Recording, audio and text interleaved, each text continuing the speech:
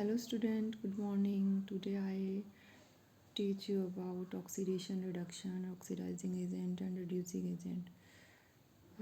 First we revise what is oxidation. हमने पढ़ा था पिछली क्लास में कि ऑक्सीडेशन क्या होता है.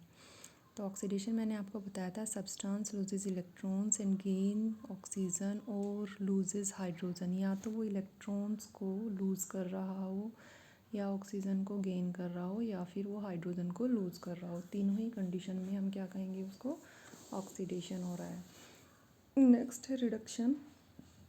अभी एग्जांपल के साथ मैं आपको समझाऊंगी. रिडक्शन में क्या होता है, सब्सटेंस क्या है, इलेक्ट्रॉन्स को गेन करता है या ऑक्सीजन को लूज़ करे या हाइड्रोजन को गेन करे, तो उसे हम क्या कहेंगे, रिडक्शन.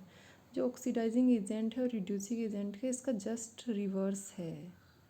थोड़ा सा कॉम्प्लिकेटेड है, लेकिन आप इसको 2-3 बार अगर आप इसको ढंग से पढ़ेंगे तो ये आपको समझ में आ जाएगा. एग्जांपल के साथ मैं आपको समझाऊंगी. जैसे यहाँ पर लिखा है ऑक्सीडाइजिंग एजेंट. अब substance that oxidise another substance and self get reduced. एक वो सब्सटेंस जो कि दूसरे सब्सटेंस को ऑक्सीडाइज करे और खुद रिड्यूस हो जाए. जब वो दूसरे सब्सटेंस को ऑक्सीडाइज करेगा तभी तो खुद रिड्यूस होगा, क्योंकि दोनों एक दूसरे के रिवर्स हैं. अगर किसी को वो ऑक्सीडाइज कर रहा है, मान लीजिए किसी को वो ऑक्सीजन दे रहा है, ठीक है, तो वो दूसरे को ऑक्सीडाइज कर रहा है. फर्स्ट में देखिए ऑक्सीडेशन में लिखा है गेन ऑक्सीजन, यानी उसने उसको ऑक्सीजन दे दी, ऑक्सीडाइज कर दिया. और जैसे ही उसने ऑक्सीजन दे दी तो वो खुद क्या हो जाएगा, रिड्यूस हो जाएगा, क्योंकि यहाँ पे रिडक्शन में लिखा है loses oxygen.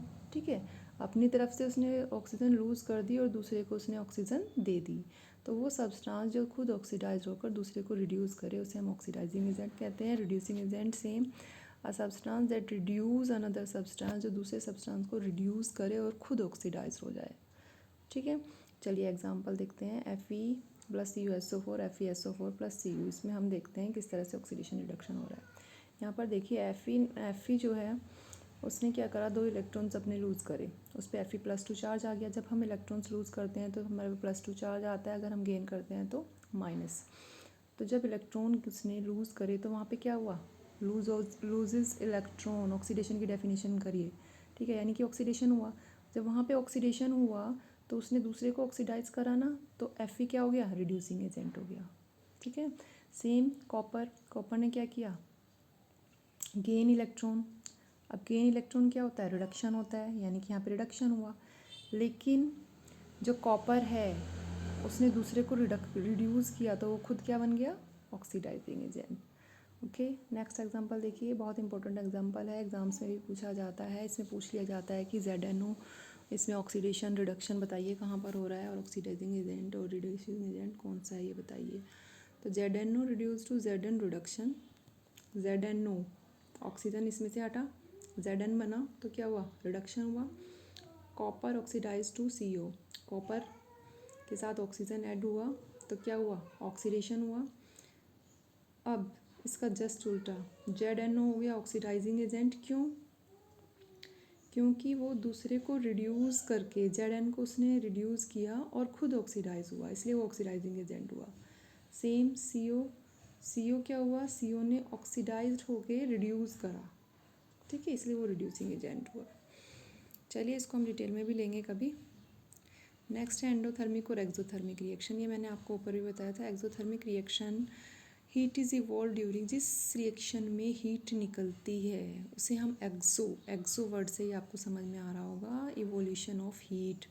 Most of the combination reaction are exothermic. देखिए बहुत अच्छा ये एक स्टेटमेंट है. ज़्यादातर कॉम्बिनेशन रिएक्शंस जो होती हैं वो एक्सोथर्मिक होती हैं. अगर आपसे पूछ लिया जाता है बताइए किस टाइप की रिएक्शन है, तो आप उसका टाइप देखिए पहले. अगर एक्सोथर्मिक है, अगर कॉम्बिनेशन रिएक्शन है तो वो एक्सोथर्मिक होगी. Next endothermic reaction, heat is required. जिस रिएक्शन को प्रोसीड होने के लिए, कंप्लीट होने के लिए हीट की रिक्वायरमेंट होती है उसे हम कहते हैं endothermic reaction. Most of the decomposition reactions are endothermic. Decomposition वाली कौन सी रिएक्शंस होती हैं, जो ब्रेक डाउन वाली रिएक्शंस होती हैं. ओके, ये देखिए यहाँ पे एक बहुत इंपॉर्टेंट रिएक्शन दिया है इन्होंने, 6CO2 + 6H2O सनलाइट. ये बहुत इंपॉर्टेंट है और ये कई सारी रिएक्शंस के एग्जांपल में यूज़ होती है. इसको आप लर्न कर लीजिए, ग्लूकोज का फार्मूला लर्न कर लीजिए, और ये रिएक्शन बहुत इंपॉर्टेंट है. Most of the decomposition reaction are endothermic. चलिए next, corrosion. Gradual deteriorations of the material, usually a metal, by the action of moisture, air, chemical in surrounding environment. आपने देखा होगा कभी भी कोई हम लोहे की चीज़ बाहर रख देते हैं या मेटल की चीज़ बाहर रख देते हैं, उसमें धीरे धीरे जंग लगना शुरू हो जाता है. जंग क्या होता है? रेड रेड एक रस्ट जैसा उसके ऊपर जम जाता है. ठीक है.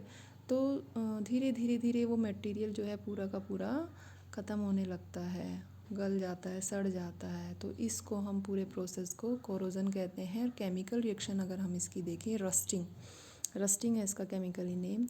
Fe, आयरन का इन्होंने एग्जांपल दिया है. मान लीजिए कोई आयरन का टुकड़ा बाहर पड़ा है. O2 फ्रॉम एयर, ऑक्सीजन, बाहर तो हवा है ही, ऑक्सीजन से उसने रिएक्ट किया और मॉइस्चर भी रहता ही है एयर में, तो Fe2O3 into X H2O rust बना दिया उसने. ठीक है.